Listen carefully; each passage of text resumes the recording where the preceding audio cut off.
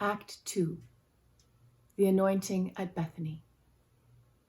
Now, while Jesus was in Bethany, at the house of Simon the leper, a woman came to him with an alabaster jar of very costly ointment, and she poured it on his head as he sat at the table. But when the disciples saw it, they were angry and said, "Why this waste? For this ointment could have been sold for a large sum and the money given to the poor." But Jesus, aware of this, said to them, "Why do you trouble the woman? She has performed a good service for me.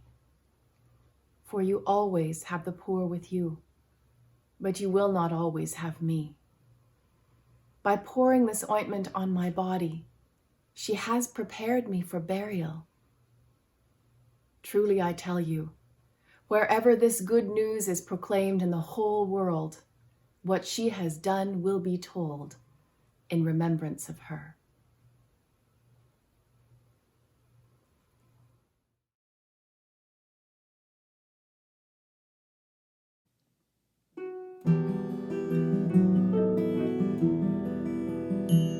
Said Judas to Mary, "Now what will you do with your ointment so rich and so rare? I'll pour it all over the feet of the Lord, and I'll wipe it away with my hair," she said. "I'll wipe it away with my hair." Oh Mary, oh think of the poor. This ointment, it could have been sold.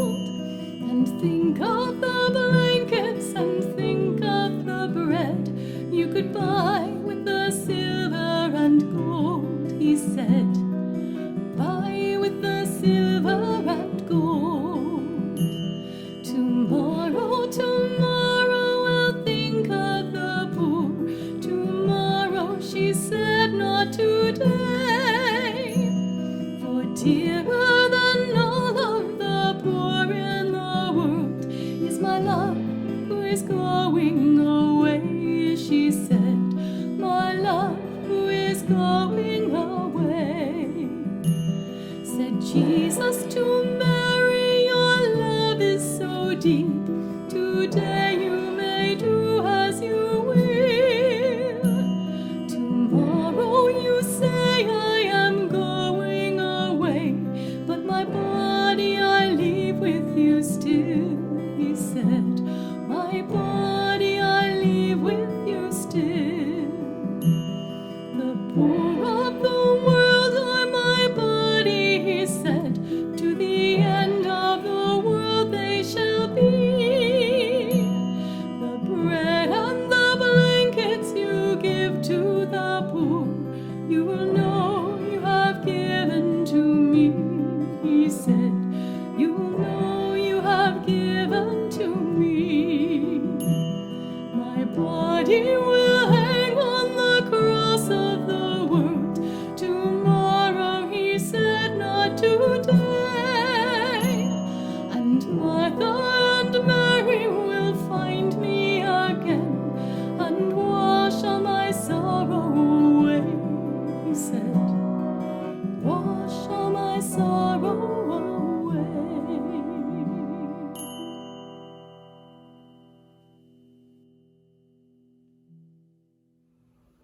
Mary's beautiful offering inspires us and reminds us of all the goodness God has given us even in difficult times. She reminds us that all acts of goodness, kindness, generosity, and beauty are beloved by God. So if you have dropped by our service by chance, or if you have no financial resources to offer, then please don't worry about that for a moment.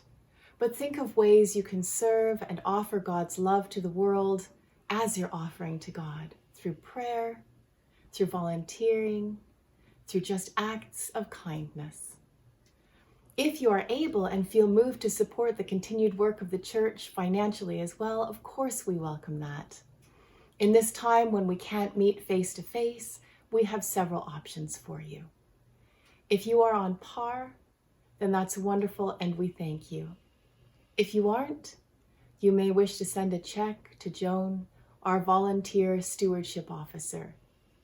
In the bulletin that accompanied the email that had the link to this service in it, you will find the work email address of our treasurer, Kathleen.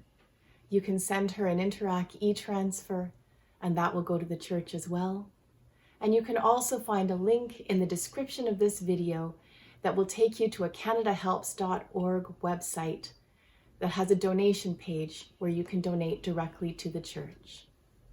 Whatever form your offerings take, know that they and you are both appreciated and blessed.